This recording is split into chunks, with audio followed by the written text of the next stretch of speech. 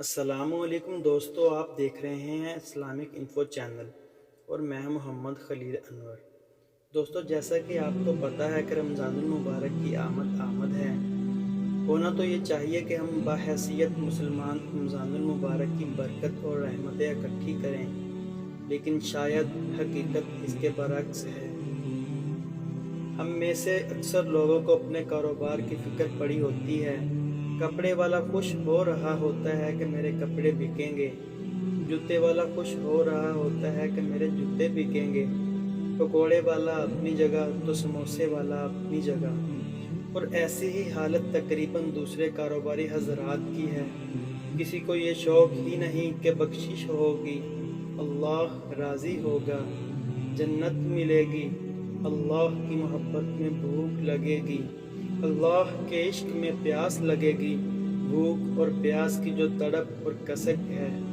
پھر ہم ہاتھ اٹھا کے اللہ سے مانگیں گے، ہم کہیں گے یا اللہ، تو عرش کے دروازوں تک میری پکار جائے گی، ساتوں آسمان میری آواز سے گونج اٹھیں گے۔ مجھے یقین ہے کہ میرے نبی صلی اللہ علیہ وآلہ وسلم نے فرمایا کہ اللہ رمضان میں سارے آسمان کے فرشتوں سے فرماتا ہے، روزے رکھنے والے کی دعا پر آمین کہو۔ عرش کے فرشتوں سے اللہ فرماتا ہے کہ میری تسبیح چھوڑ دو، رمضان کے روزے رکھنے والوں کی دعا پر آمین کہو۔ عرش فرش میں گونج اٹھتی ہے، میری دعائیں، میری صدائیں، میرے نوحے میرے گریے ہلا دیتے ہیں۔ اگر بھوک پیاس میں مزے آ رہے ہوں کہ یا اللہ تو نے کہا تھا نا، دیکھ اب میں بھوک پیاس سے بیٹھا ہوں، اس لیے افطار کے وقت دعا کیوں قبول ہے۔ کھانا سامنے ہے، پانی سامنے ہے، اور کان لگے ہوئے ہیں سائرن کی آواز پر، تو اللہ کہے گا اے فرشتو، یہ میرے بندے کھانا کیوں نہیں کھا رہے۔ کھانا بھی سامنے ہے، پانی بھی سامنے ہے، تو فرشتے کہیں گے یا اللہ تیری محبت، کہا میری محبت، تم گواہ رہنا میں نے انہیں معاف کیا۔ اس لیے وہ وقت اللہ سے مانگنے کا ہوتا ہے، کھانے کا نہیں۔ لیکن جیسے ہی روزہ افطار ہوتا ہے، ہم کھانے پر ٹوٹ پڑتے ہیں، کئی قسم کے کھانے کھاتے ہیں، ٹھنڈے مشروب پیتے ہیں، سارے روزے کی تباہی پھیر کر رکھ دیتے ہیں۔ یوں سمجھ لے یہ ایک مہینے کے لیے ٹیوننگ ہے، تھوڑا کھاؤ، ٹھنڈے شربت مت پیو، افطاری کے بعد میں پینا ہے تو پی لو، عین افطاری کے وقت اپنے اوپر ظلم مت کرو۔ سارے دن کا انجن گرم ہے، ایک دم اس کے اوپر برف پھینکتے ہو، سادہ پانی پی لو، نماز پڑھ لو، پھر آپ جو مرضی پی لو، لیکن عین روزے کے وقت بچو، تلی ہوئی چیزوں سے، کراری مسالے دار چیزوں سے۔ پیٹ کو ہلکا پھلکا رکھو تاکہ روزے کا مقصد حاصل ہو کہ جسم پاک ہو، غلاظتوں سے، گندگیوں سے پاک ہو، صاف ہو۔ ہاں، اور اپنے دل کو بھی صاف کرو۔ رمضان میں سب کی بخشش ہو جاتی ہے، سب کی۔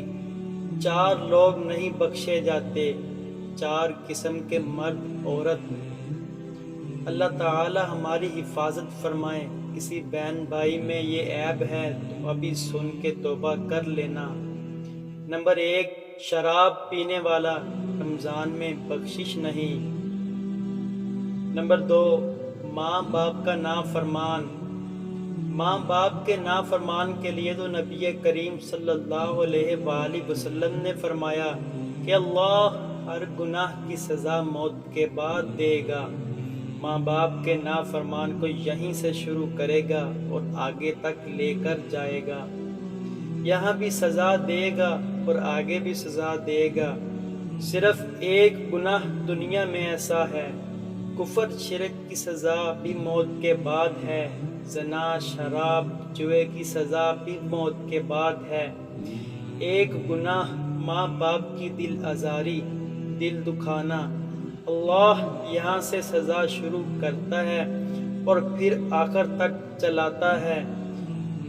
میرے نبی صلی اللہ علیہ وآلہ وسلم سے پوچھا گیا، یا رسول اللہ صلی اللہ علیہ وسلم، قیامت کب آئے گی؟ کہا میرے اللہ کو پتہ ہے۔ کہا کوئی نشانی بتائیں۔ کہا جب ماؤں کو ذلیل کیا جائے گا قیامت آ جائے گی۔ استغفر اللہ۔ تیسرا کون ہے؟ نمبر 3، رشتہ داروں سے لڑنے والا۔ کبھی بھائی سے لڑا، کبھی بہن سے، کبھی خالہ سے، کبھی چچا سے، کبھی پھپھی سے۔ قریبی رشتہ داروں سے لڑنے والا، اس کی بخشش نہیں ہوگی۔ نمبر 4، کینہ رکھنے والا۔ ایک ہوتا ہے بغض، ایک ہوتا ہے کینہ۔ بغض کیا ہے کہ مجھے فلاں سے نفرت ہے، اور کینہ کیا ہے کہ میں فلاں کو نقصان پہنچانا چاہتا ہوں۔ تو یہ 4 برائیاں معاف نہیں ہیں۔ ہاں کوئی توبہ کر لے تو سب معاف ہو گیا۔ تو اللہ نے ہمیں رمضان کا مہینہ دیا ہے، جہنم کے دروازے بند ہو جائیں گے، جنت کے دروازے کھل جائیں گے۔ فرض 70 فرض کے برابر ہو جائے گا، نفل فرض کے برابر ہو جائے گا۔ تراویح کے ہر سجدے پر 1500 نیکی لکھی جائے گی۔ 20 رکعات 40 سجدے، 60,000 نیکیاں روزانہ۔ اور ہر سجدے پر جنت میں سرخ یاقوت کا محل، اور ہر سجدے پر جنت میں ایک درخت جس کے نیچے 100 سال گھوڑا دوڑ سکتا ہے۔ اتنے تھوڑے وقت میں اتنی کمائی، تو اور کیا چاہیے ہمیں اللہ سے؟ دعا ہے کہ اللہ تعالی ہمیں اس پر عمل کرنے کی توفیق عطا کرے۔